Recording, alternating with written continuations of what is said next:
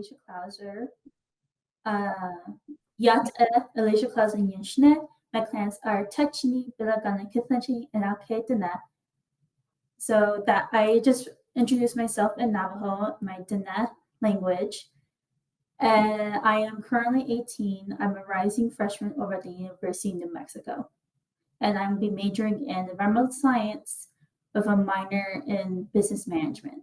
Oh my goodness, that is such a hard task. You are so smart. I could not have done that. So congratulations to you. What is your favorite activity to do right now outside of school, or if you work, your work environment? So I have many activities that I do outside of school.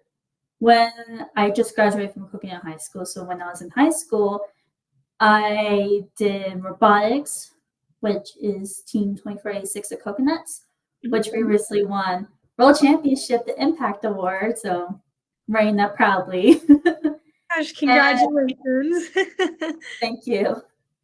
And I also work after school. So I was part of the cultural and academic research experience, where it was an internship partnered with Northern Arizona University, and I developed air quality devices to help teach Indigenous students in the Four Corners region about air quality, how to stay safe, what is air quality, and just introduce them to the idea of air quality. Oh my gosh, amazing. What a star-studded high school career. And now you are going to be a freshman in college this year, correct? Yes. Gosh, well, congratulations on graduating as well. What an exciting time in life. I'm so jealous and I feel so old. Okay. If you had to give an hour-long TED Talk presentation about something, what would it be? Oh, that's a hard one. Well, I have two main topics. My first one is my biggest passion in the world, which is giving underrepresented students access to scholarships and how to apply for scholarships. I actually been running a workshop called How to Build a Resume and Apply for Internships and Scholarships Using Your First Experience. This is geared towards first students to learn about how to apply to scholarships, how to apply for internships, how to create a resume, because that's a very important aspect of any scholarship application and for any job application, and how to utilize what they learned, their skills they learned in first, and how to be able to access higher education no matter where they go. I also found a way in order to fit my scholarship criteria and my scholarship workshop into teaching others who are not at first, but how to utilize their skills, their activities, and their hobbies, the extracurriculars, and how to apply for scholarships. I actually helped out one of my friends named Dahi, and I taught her how to build a resume, which she submitted to the Gates Scholarship, which she actually is now a recipient of the Gates Scholarship. That's really impressive. Just to take home at the end of the day, I think that's really nice. It's honestly like so inspiring. I feel like a lot of people are, just focused on graduating, but it seems like you have always had your future kind of on your mind, which is so great. And just, a compliment I wanted to share.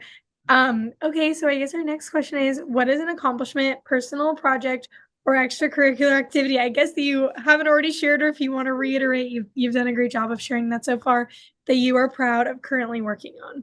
My most proud accomplishment ever done in my entire high school career, and even until as I enter my young adulthood, is creating STEAM fairs for my local areas.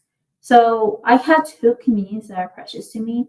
First is Sunnyside in Flagstaff, Arizona, which is the low income and high minority area of Flagstaff, which is often pushed aside and isolated from Flagstaff because we are considered as the ghetto and just the poor kids.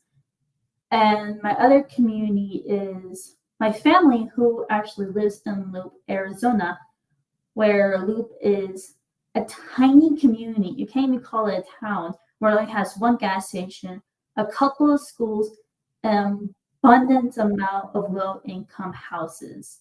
So with that, I continue on my mentor's fair called the También No Puedo Hacer Fair, where I organized it and I held it at Killup Elementary, which is at the heart of Sunnyside. So with that, I organized this fair for 2 years and I brought over 30 different organizations, STEM organizations around Flagstaff, including 6 organizations that were Indigenous serving. And I gave this outreach program to over 400 students. So I also brought over 20 STEM organizations over to Loop, Arizona, which, by the way, is 45 minutes from Flagstaff. So, and that served over 400 students again. And with these STEM fairs, I even now continuing on there to not end the cycle of impact with just me. I have passed down the También Lo Puedo Hacer Fair to Giselle, who is a sophomore at Coquina High School, and the Net People Are Future STEM Fair, and I passed that down to Chloe, who is a freshman at Coquina High School. Amazing. Wow. Thank you so much. No, that's something so that I would also be so proud of. So again, congrats to you. That's an amazing way to connect and uplift your community through what has only sounded like kind of a struggle for you, but it seems like you've really persevered and brought some amazing, growth to this entire community. So that's fantastic. Switching over to education, what would you say that education means to you, and what is a topic or subject that you think should be taught in schools if it's not already? And if I were to teach a class on something that wasn't already taught, it would be air quality.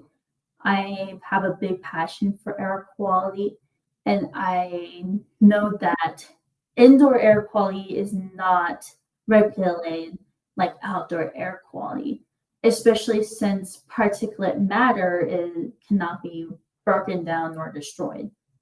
Like specifically here in Arizona, on Navajo Nation, there's a bunch of uranium mines everywhere that are not covered, that are not regulated at all, abandoned mines everywhere, and even some are not documented. So that uranium that hasn't been covered, the wind picks it up and brings it all throughout the states, all around the world. That means everyone can get some sort of uranium in their body and can cause cancer. Particulate matter, large amounts of particulate matter can also cause lung cancer.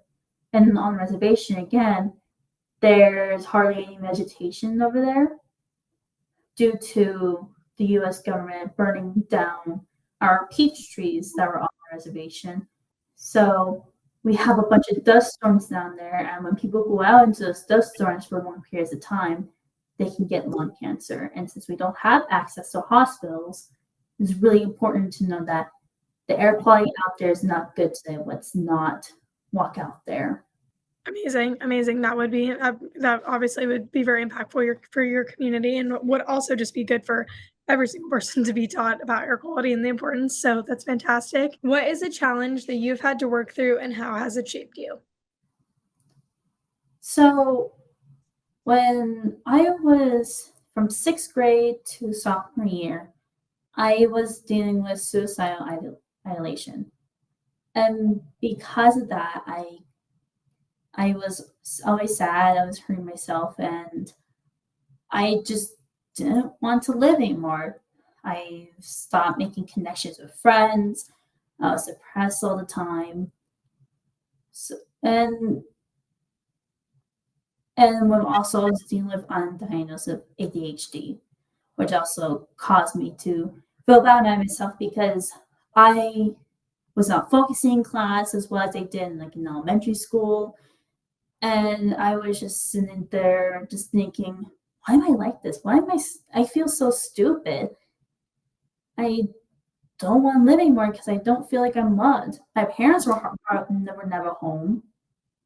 They were always working in order to help make a living for me, and so that way I can have a full meal every day. So I guess the way that it has changed me was finding a way to advocate for myself. When I told my parents that I wanted to go to therapy, I didn't mention why I wanted to go to therapy. I was just telling them that I need to go to therapy. And they got mad. My dad yelled at me saying, "We gave you the best life ever. You should not be needing to go to therapy. I had a worse life than you." That's what I heard every single day until I actually went to my counselor and I said, "I need help." Was when they finally listened to me. And then when I told him that I think I may have ADHD, can I get diagnosed? Again, I was yelled at, but I keep pushing through. I talked to my therapist and said, I need to get diagnosed for ADHD. And I ended up having it. And it has changed me because I can now finally advocate for myself and not sit there on the sidelines thinking that it's all in my head. I know who I am and I'm going to fight because I need to find the solution to my problems. And I say I did. I know how to advocate for myself, and now I know how to speak up for others, with evidence being from going to National Advocacy Conference for 2 years in a row down in Washington, D.C., and advocating to our Arizona staff of representatives and saying that my Diné community needs STEM, and we're part of Arizona, so please help us. And not backing down when someone says, no, you can't do this, because I know I can, and I know it's in there. So I will continue fighting for the good of my people. And would you say that your advice maybe to someone who is struggling with the same thing or wanting to make it or facing a similar challenge, that your biggest takeaway has been to never stop advocating for yourself? Or do you have any, would that kind of be your main, tip to someone in that same arena? Or do you think you would maybe say something else? It depends on the situation.